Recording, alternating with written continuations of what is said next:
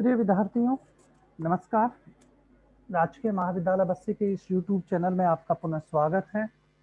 प्रिय विद्यार्थियों, हम पिछले 3-4 वीडियो से हम उपयोगिता विश्लेषण का प्रारंभिक अध्ययन कर रहे हैं। आज हम उपयोगिता विश्लेषण जो के गणनावाचक दृष्टिकोण जिसका प्रतिपादन एल्फ्रेड मार्शल ने किया, अ, उससे पूर्व के सारे विचारों को एक साथ सजो करके व्यवस्थित क्रमबद्ध रूप से अध्ययन करके और मुख्य जो बात उन्होंने रखी वो ये रखी कि उपयोगिता मापनीय है। इसीलिए इस दृष्टिकोण को गणनावाचक दृष्टिकोण कहते हैं। यद्यपि उपयोगिता एक भावगत स्थिति है, मनोवैज्ञानिक अंत विश्लेषणात्मक विषय वस्तु है। किसी वस्तु से कितनी उपयोगिता कोई व्यक्ति महसूस करता है, ये एक एक प्रकार से सब्जेक्टिव मैटर है। लेकिन फिर भी अ, उपयोगिता को मापा जा सकता है और उपयोगिता को कैसे मापा जा सकता है, ये हमने पिछले वीडियो में देखा था कि कोई व्यक्ति किसी वस्तु के लिए जितनी कीमत देने को तैयार है, जितनी मुद्रा देने को तैयार है, वही उस वस्तु से प्राप्त होने वाली उपयोगिता है। तो पिछले वीडियोज में मैंने उपयोगिता किसे कहते हैं, कुल उपयोगिता किसे कहते हैं,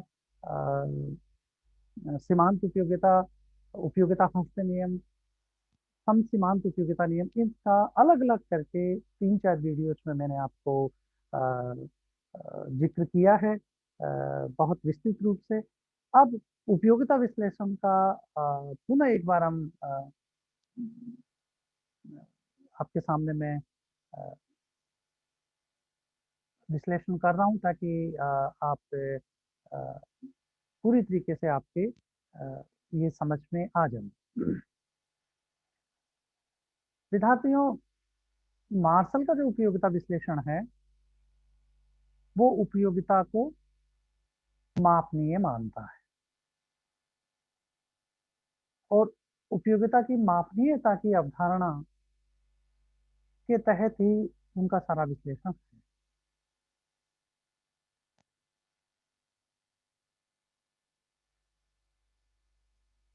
इसलिए हम आज इसका बहुत संक्षिप्त में देखेंगे क्योंकि मैंने बहुत डिटेल में पिछले 2 वीडियोज में बता दिया है। देखिए, 2 प्रकार की दृष्टिकोण है उपयोगिता की का विश्लेषण करने के लिए। और एक को हम कार्डिनल अप्रोच कहते हैं और दूसरी को ऑर्डिनल अप्रोच कहते हैं। कार्डिनल का मतलब गणनावाचक, ऑर्डिनल का मतलब क्रमवाचक। कार्डिनल अप्रोच को का प्रतिपादन पूर्व के विचारों को व्यवस्थित करते हुए एल्फ्रेड मार्शल ने किया। और ऑर्डिनल अप्रोच यानी क्रमवाचक दृष्टिकोण का विश्लेषण गणनावाचक दृष्टिकोण की आलोचना स्वरूप अ, एक क्रमबद्ध रूप से विकास हुआ। वो जे आर हिक्स और सलोटस्की ने किया है। तो आज हम क्रमवाचक गणनावाचक दृष्टिकोण को देख रहे हैं। गणनावाचक गणनावाचक स्कूल के प्रारंभिक अर्थशास्त्री जेवेंस वालरस मेंजर आदि ने उपयोगिता को योगशील और अन्य वस्तु से असंबंध माना, परंतु उपयोगिता फलन तथा उपयोगिता हस्त नियम पर ध्यान नहीं दिया।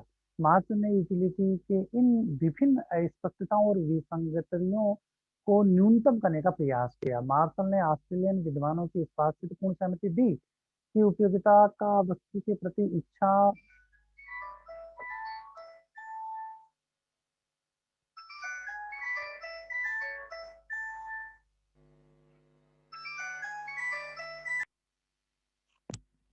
उपयोगिता विश्लेषण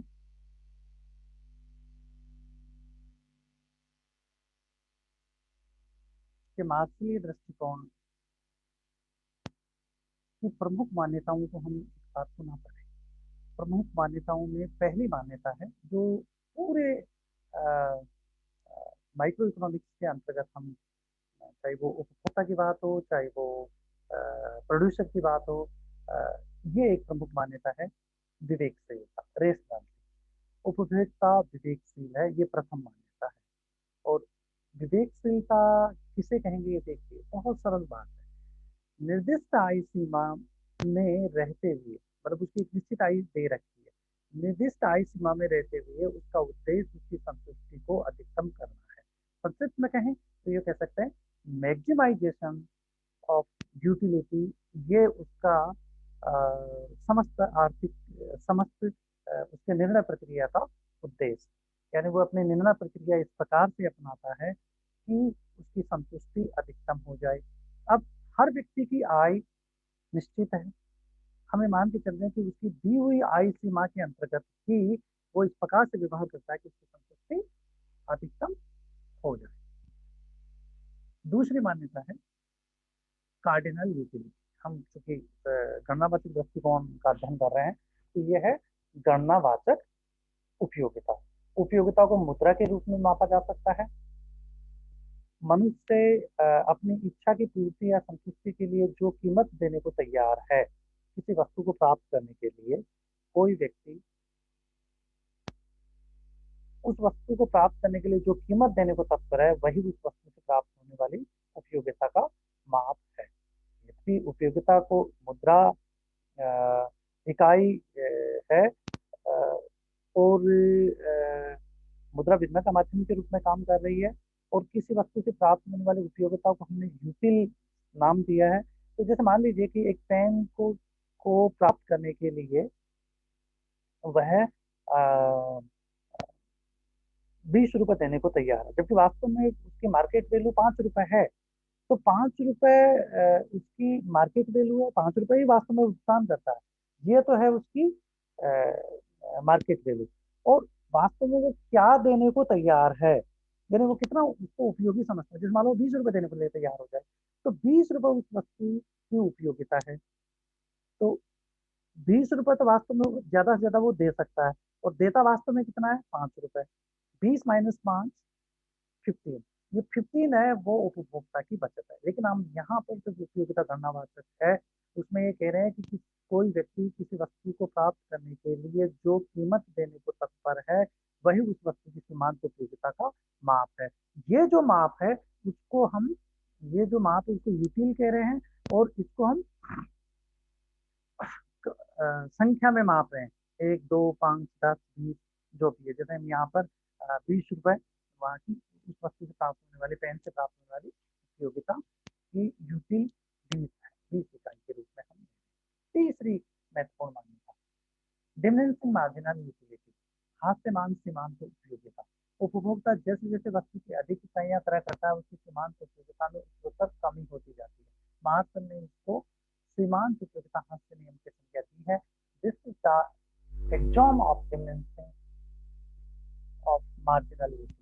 ये एक प्रकार का स्वतः सिद्ध नियम है। चौथी मान्यता विभिन्न वस्तुओं से प्राप्त उपयोगिता, यानी बास्केट ऑफ गुड्स, वस्तुओं का एक समूह है। जैसे हम ये कहे कि भोजन के रूप में आ, आ, सब्जी का एक पैकेज और रोटियों की मात्रा, ये एक पैकेज होगी, ये बास्केट ऑफ गुड्स है। तो बास्केट ऑफ गुड्स का अभिप्राय हो गया जैसे आपके भोजन में फ्रूट्स है, सब्जी है, हरी सब्जियां हैं, दालें हैं, रोटी है, रोटी के तो ये सारे मिला करके उसको हम बास्केट ऑफ गुड्स कहते हैं। तो विभिन्न वस्तुओं से प्राप्त उपयोगिताएं तथा एक ही वस्तु की विभिन्न इकाइयों से प्राप्त उपयोगिताएं योगशील है। देखिए यहाँ पे क्या है, यूटिलिटी एडिटिव है, उपयोगिता योगशील है। पहला तो हम क्या कह रहे थे, देखिए क्रमबद्ध रूप से देखिए, ये मान्यता हमने लिखी उपभोक्ता विवेकशील है, दूसरे मान्यता ली कि उपयोगिता मापनीय है, तीसरी मान्यता ली सीमांत उपयोगिता हस्त नियम लागू होता है। चौथी बात कह रहे हैं कि उपयोगिता मापनीय है, और इस उपयोगिता को विभिन्न वस्तुओं से प्राप्त होने वाली उपयोगिता को जोड़ा जा सकता है। जैसे एक गिलास पीने से कितनी उपयोगिता प्राप्त हुई, फिर दूसरे गिलास पीने से कितनी उपयोगिता प्राप्त हुई। तो पहले गिलास और दूसरे गिलास की उपयोगिता, मतलब दो ही गिलास हमारे टोटल यूटिलिटी में है, तो दोनों गिलासों से कितनी उपयोगिता प्राप्त हो रही है, इसको हमने जोड़ दिया। पहले से 5 हुई, दूसरे से 4 हुई, तो 5 और 4 9, टोटल यूटिलिटी 4 हो गई। तो हम ये कह रहे हैं कि उपयोगिता को जोड़ा, पहले चीज तो कहीं की उपयोगिता को मुद्रा के रूप में मापा जा सकता है। दूसरी चीज कह रहे हैं कि उपयोगिता को किसी वस्तु की प्राप्त होने वाली उपयोगिता या संतुष्टि को जोड़ा जा सकता है। तो यहाँ पर वस्तुओं के बंडल की कुल उपयोगिता विभिन्न वस्तुओं की मात्रा पर निर्भर करती है। टोटल यूटिलिटी किसका फंक्शन है? कितनी मात्राएं आप उपभोग में काम ले रहे हैं किसी वस्तु की। यदि एक बंडल में n वस्तुएं हैं जिनकी मात्राएं x1 x2 xn तक है, x2 वस्तु और उसकी मात्रा x1 x2 xn तक है, तो कुल उपयोगिता utility is the function of x1 x2 xn। कुल उपयोगिता योगशील है। यूटिलिटी, अब देखो पहला तो एक आज यूटिलिटी किसका फलन है? वस्तु की विभिन्न मात्राएं। वो विभिन्न मात्राएं क्या है? x1 x2 x3। तो utility is the function of x1 x2 xn। अब आप देखिए इसको, ये जो सरल सा एक फलन यूटिलिटी फलन है, उसकी उसका ये जो इक्वल टू का निशान है, इसका एक राशि बाईं तरफ है और एक दाईं तरफ है। बाईं तरफ राशि निर्भर करती है दाईं तरफ पर। इसका मतलब ये हुआ कि बाईं तरफ वाली जो वैल्यू है u यानी उपयोगिता है, वो निर्भर करती है दाईं तरफ वाली राशियां, चरों पर, x1 x2 xn पर। तो यहाँ पर स्वतंत्र चर कौन सा हुआ? दो प्रकार के चरों की चर्चा की जाती है इकोनॉमिक्स में। स्वतंत्र चर है दाईं तरफ वाली राशियां, इस उदाहरण में वस्तु की मात्राएं x1 x2 xn। और बाईं तरफ वाली जो चर है वो निर्भर चर है। और किस पर निर्भर है? उपयोगिता निर्भर करती है वस्तु की विभिन्न मात्राओं पर। तो ये अच्छी तरह समझना है कि समीकरण में हमेशा ही दो पक्ष होते हैं, दोनों बराबर होते हैं। बाईं तरफ वाली राशि दाईं तरफ वाली राशि पर निर्भर है इस समीकरण में। कुल उपयोगिता योगशील है। पहली तो मैं कह रही कि उपयोगिता मापनीय है, और उपयोगिता फलन u is the function of x1 x2 xn है। और कुल उपयोगिता योगशील है, यानी x वस्तु से प्राप्त होने वाली उपयोगिता, x1 वस्तु से प्राप्त होने वाली उपयोगिता, x2 वस्तु से प्राप्त होने वाली उपयोगिता, और इस प्रकार से xn वस्तुओं से प्राप्त होने वाली उपयोगिता, इन समस्त वस्तुओं से प्राप्त होने वाली उपयोगिता को जोड़ दिया जाए तो टोटल यूटिलिटी निकल करके आती है। तो AD additivity implies the independent utilities of the various consumed in the given period। तो यहाँ पर उपयोगिता योगशील है। जो वस्तुएं हम उपभोग में काम ले रहे हैं ज्यादा। पांचवी इसकी मान्यता देखिए कि योगशीलता से ये फलित होता है, ये इम्प्लाइड होता है कि विभिन्न वस्तुओं की सीमांत उपयोगिताएं परस्पर असंबंध है, नॉन रिलेटेड है। यानी जैसे हम ये कहें कि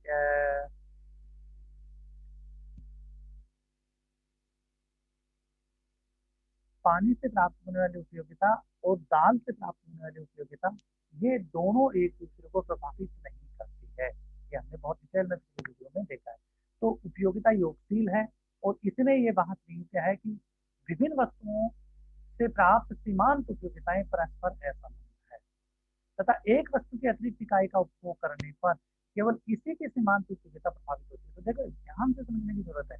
जैसे मान लीजिए पानी के संदर्भ में बात कर रहे हैं कि पानी का एक गिलास, फिर पानी का दूसरा गिलास, पानी का तीसरा गिलास, इनकी उपयोगिता तो एक दूसरे से प्रभावित होती है। तो पानी पहले गिलास एक पी लिया, फिर दूसरा गिलास आप पियेंगे, तो पहले गिलास से जो उपयोगिता प्राप्त होती है वह दूसरे गिलास से प्राप्त होने वाली उपयोगिता को प्रभावित कर रही है। क्यों कर रही है?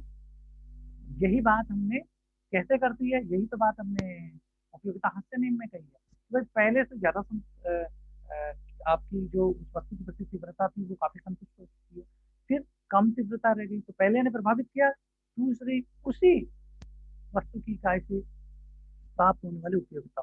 परंतु ये ध्यान रखने की बात है कि ये इसको हम एक्स वस्तु मान रहे, और एक्स वस्तु की विभिन्न इकाइयां तो आपस में प्रभावित करती है उपयोगिता को। लेकिन यदि वाई वस्तु की और चर्चा करें, जैसे हम ये कहें कि सब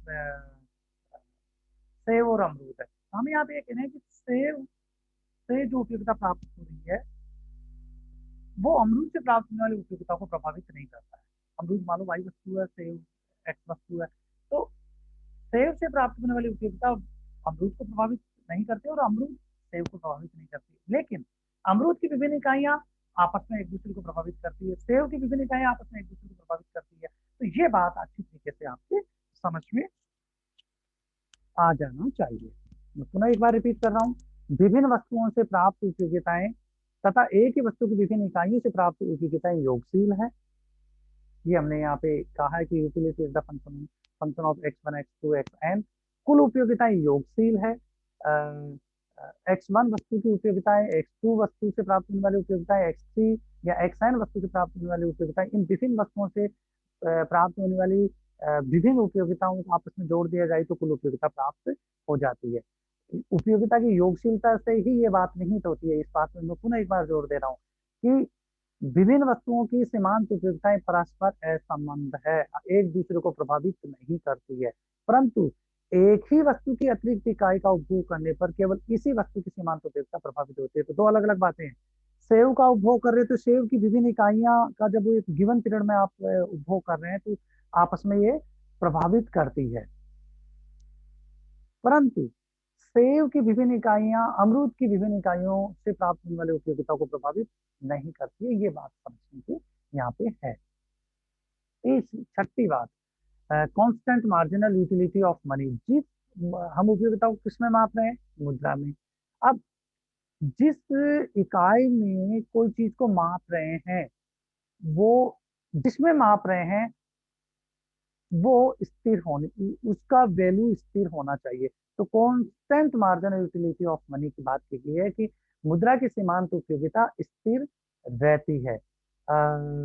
यदि मुद्रा की सीमांत उपयोगिता को उपयोगिता का माप मुद्रा यदि मौद्रिक इकाई को उपयोगिता का माप माना जाता है तो माप के स्टैंडर्ड इकाई के लिए आवश्यक है कि वो स्थिर हो। यदि मुद्रा की सीमांत उपयोगिता अस्थिर हो तो फिर इसको मापा ही नहीं जा सकता। जैसे हम ये कहें कि सब 1 किलो में 1000 ग्राम होते हैं। अब ये कहें कि साहब कभी तो 1000 ग्राम होते हैं और कभी 500 ग्राम होते हैं, तो फिर मेजरमेंट नहीं होगा, उपयुक्त नहीं होगा, मेजरमेंट सही नहीं होगा।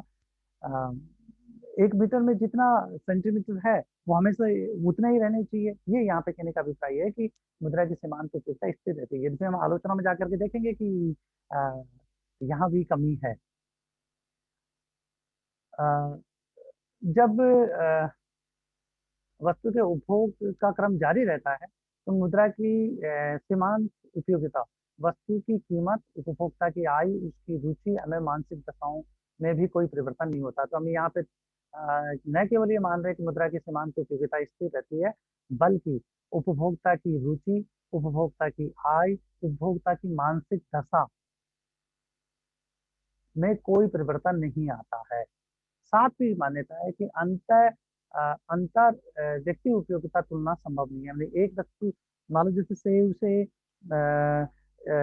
कोई व्यक्ति है ए, ए व्यक्ति को कितनी उपयोगिता प्राप्त होती है एक सेव से, बी व्यक्ति को कितनी उपयोगिता प्राप्त होती है एक सेव से, ये आपस में तुलना नहीं की जा सकती है। यानी उपयोगिता विभिन्न व्यक्तियों की जो उपयोगिता है वो तुलनीय नहीं है। यानी अंतर व्यक्ति उपयोगिता तुलना संभव नहीं है। विभिन्न व्यक्तियों की आवश्यकताएं एवं परिस्थितियां भिन्न भिन्न होने के कारण हम सामान्य तौर पर मूल्य के आधार पर सीमांत उपयोगिता को माप नहीं सकते हैं। आखिरी जो बात है, बहुत से की उपयोगिता का वर्तमान मूल्य ज्ञात करने हैं तो बट्टा मूल्य ज्ञात करना होता है। देखिए यहाँ पे ये बात बहुत सरल से दिख रही है लेकिन बहुत गहरी बात है।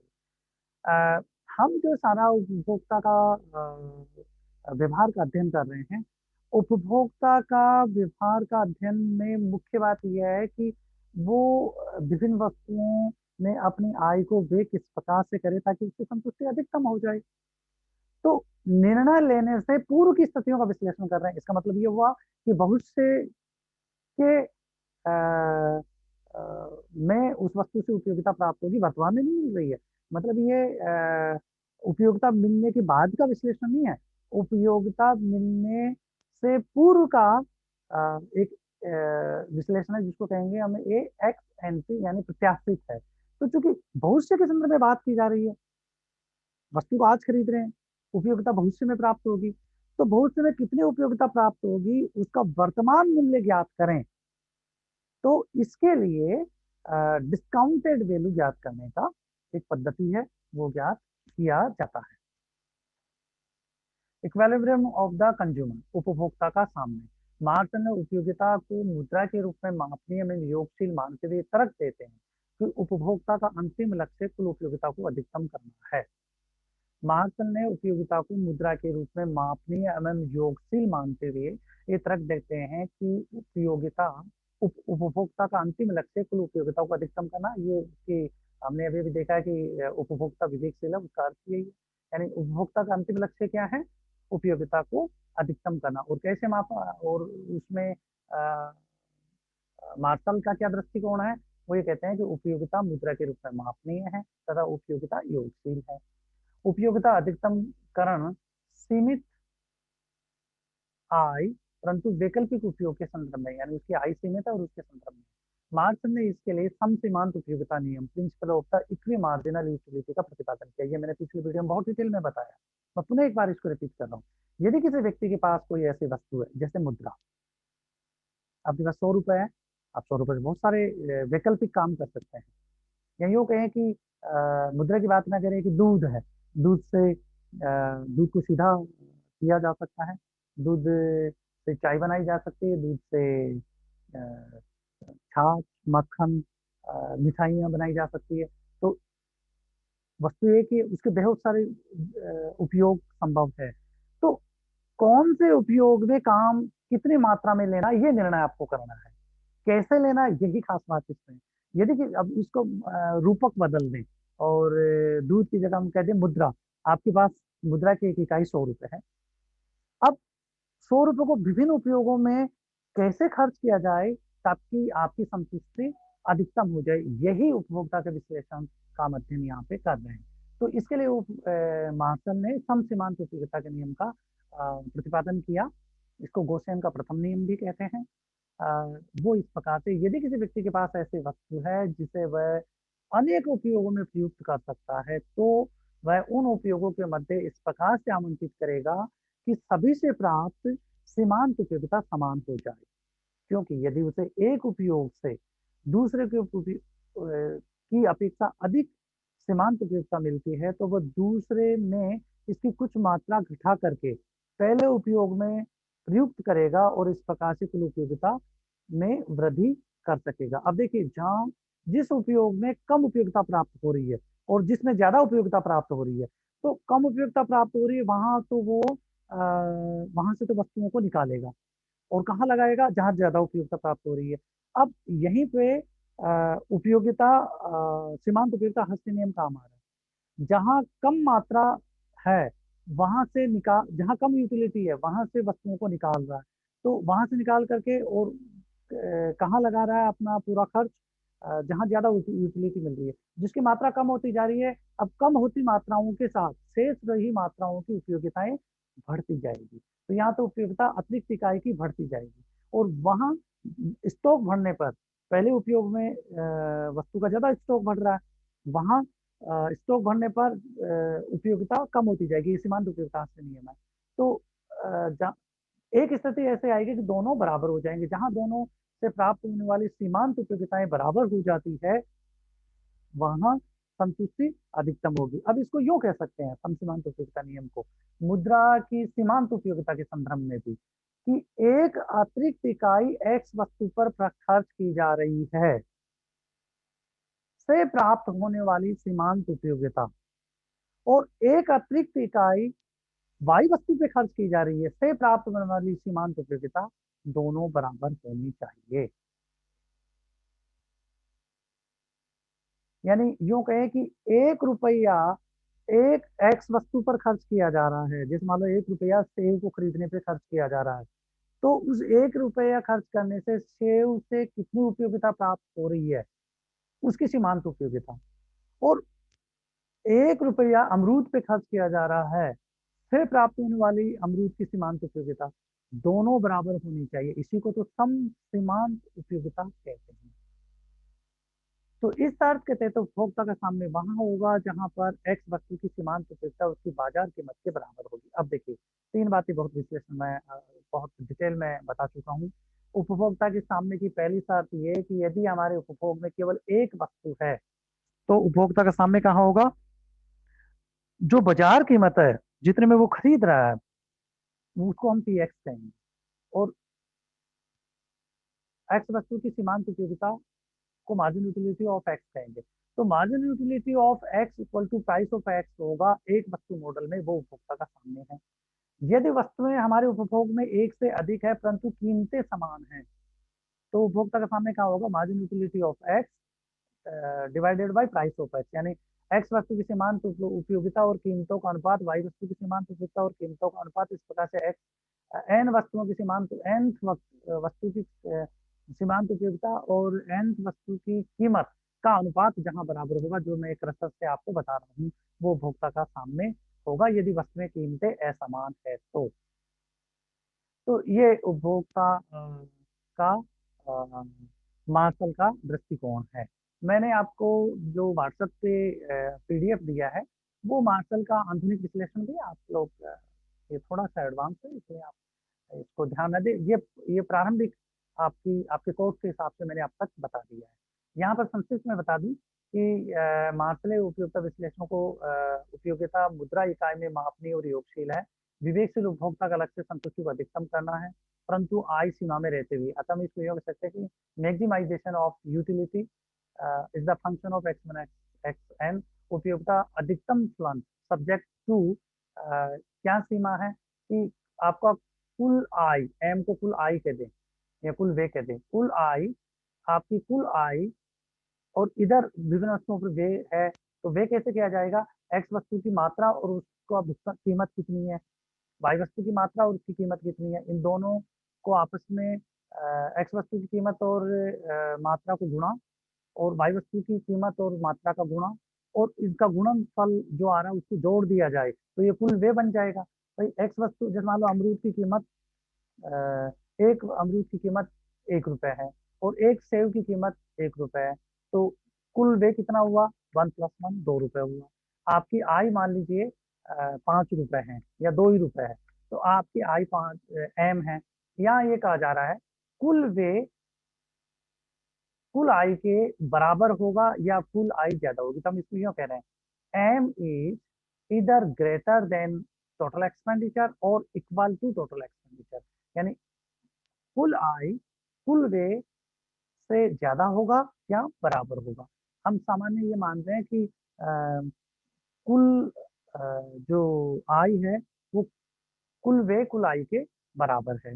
ये उपभोक्ता का सामने है, और ये थोड़ा सा डिफरेंशिएशन कैलकुलेशन है, तो ये आपके कोर्स में नहीं है, मैं आपको ये बता भी नहीं रहा हूँ, लेकिन ये सामने के साथ यहाँ पर अंतिम रूप से निकल के आती है कि margin utility of X equal to price of X, ये सामने के साथ है। देखिए आप इसको संक्षेप में देखिए, utility is the function of x वस्तु की एक्स वन इकाइयाँ उसका उपयोगिता फलन है, और उपभोक्ता का सामने कहाँ होगा, इसके साथ ये margin utility of X equal to price of X.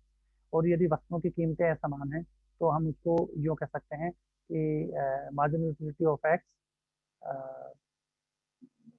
और margin utility of Y equal to price of X divided by price of Y. यदि हम इस पी एक्स को क्रॉस चेंज करें तो इसको मार्जिन यूटिलिटी ऑफ एक्स के नीचे ले आए और मार्जिन यूटिलिटी को दूसरी तरफ ले जाए, दाई तरफ ऊपर, तो ये क्रॉस एक्सचेंज होगा।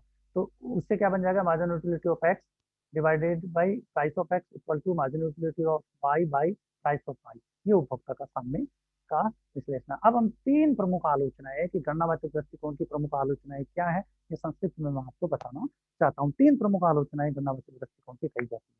गणनावाचक दृष्टिकोण में तीन प्रमुख कमजोरियां पाई जाती है। प्रथम, उपयोगिता का संख्या सूचक माप नहीं किया जा सकता। क्यों नहीं किया जा सकता, क्योंकि अंतर विश्लेषणात्मक विषय वस्तु है, तो इसको मुद्रा में माप नहीं किया जा सकता। तो पहली जो मान्यता थी जिस पर इसका सिद्धांत का महल खड़ा था वो ही अस्वीकार्य है कि उपयोगिता को मुद्रा के रूप में मापा नहीं जा सकता, उपयोगिता मापनीय नहीं है। क्योंकि ये अंतर्विश्लेषणात्मक विषय वस्तु है। द्वितीय आलोचना, मुद्रा की सीमांत उपयोगिता स्थिर नहीं रहती है। ये मुद्रा की सीमांत उपयोगिता जो स्थिर रहने की मान्यता ली गई है वो अनरियलिस्टिक है। जब वस्तु पर वे बजट बढ़ जाता है तो ये मान्यता भंग हो जाती है। जैसे आप देखेंगे कि अ, सापेक्ष रूप से करीब 100 रुपए का नोट है, उस पर 100 रुपए अंकित है, तो उसका अंकित मूल्य 100 रुपए है। लेकिन यदि उसका धारक बहुत अमीर व्यक्ति है तो उसकी कीमत बहुत कम समझेगा, और यदि गरीब व्यक्ति है तो उसकी कीमत 100 रुपए की बहुत ज्यादा महसूस करेगा। इसका मतलब ये हुआ उसका अंकित मूल्य तो 100 ही रुपए है, एक के लिए उसका वैल्यू ज्यादा है, एक दूसरे के लिए कम है। इसका मतलब ये हुआ कि मुद्रा की सीमांत उपयोगिता स्थिर नहीं रहती है। ये मान्यता अनरियलिस्टिक है, जरूरत नहीं है। ये कहा आलोचकों के द्वारा ये कहा गया है। तीसरी महत्वपूर्ण आलोचना, सीमांत उपयोगिता हास्य उपयोगिता अंतर्विश्लेषणात्मक विषय वस्तु है। इससे हम मनोवैज्ञानिक जटिलताओं में फंस जाते हैं। अन्य आलोचना इसकी है कि उपयोगिताएं परस्पर असंबंधित है। ये मान्यता महात्तल ने ली है। आलोचक ये कह रहे हैं कि उपयोगिताएं परस्पर असंबंधित नहीं होती है, बल्कि एक दूसरे को प्रभावित करती है। कैसे? आप एक दिए हुए समय में यदि आप कॉफी पी लेते हैं तो चाय पीने की इच्छा नहीं होगी, या चाय पी लेते हैं तो कॉफी पीने की इच्छा नहीं होगी, या कोल्ड ड्रिंक पी लेते हैं तो कॉफी पीने की इच्छा नहीं होगी। इसका मतलब क्या हुआ? एक वस्तु की उपयोगिता दूसरी वस्तु की उपयोगिता को प्रभावित करती है। आपने बाजरे की रोटी खा ली है तो गेहूं की रोटी खाने की इच्छा नहीं है, क्योंकि उसकी तो एक लिमिट है ना खाने की। तो एक वस्तु की उपयोगिता दूसरी वस्तु की उपयोगिता को प्रभावित करती है। आप साइकिल पे यात्रा कर रहे हैं तो मोटरसाइकिल पे यात्रा नहीं कर सकते। इसका मतलब ये हुआ कि एक वस्तु की उपयोगिता दूसरी वस्तु को एक्सक्लूड को प्रभावित कर रही है। तो ये मान्यता भी सही नहीं है। इसका मतलब ये हुआ है कि एक वस्तु दूसरी वस्तु की उपयोगिता को प्रभावित करती है। मार्शल ने इन वस्तुओं की उपयोगिता को आपस में असंबंधित माना, नॉन रिलेटेड माना। इसके कारण वस्तुएं प्रतिस्थापक सब्स्टिट्यूट होती है एक दूसरे की अथवा पूरक होती है, इसका विश्लेषण वो नहीं कर पाए। और ये एक बहुत प्रमुख कमजोरी थी जो आगे के विश्लेषण में, जो गणनावाचक दृष्टिकोण हम पढ़ेंगे अगले वीडियोज में, वो स्पष्ट तब जाकर के होगा। गणनावाचक उपयोगिता विश्लेषण के विरुद्ध ही एलन एवं अन्य अर्थशास्त्रियों ने सबसे बड़ा तर्क ये दिया कि उपयोगिता को मुद्रा के रूप में मापा नहीं जा सकता, मापने की आवश्यकता भी नहीं है। यद्यपि वस्तुओं के संयोग से बास्केट ऑफ गुड्स, वस्तुओं के संयोग से उसको संतुष्टि की जो अनुभूति होती है उसको कम या ज्यादा के रूप में क्रम दिया जा सकता है। ये क्रमवाचक दृष्टिकोण है जो आगे जाकर के हम अगले वीडियो में देखेंगे। तब तक नमस्कार। आप अपना ख्याल रखिएगा।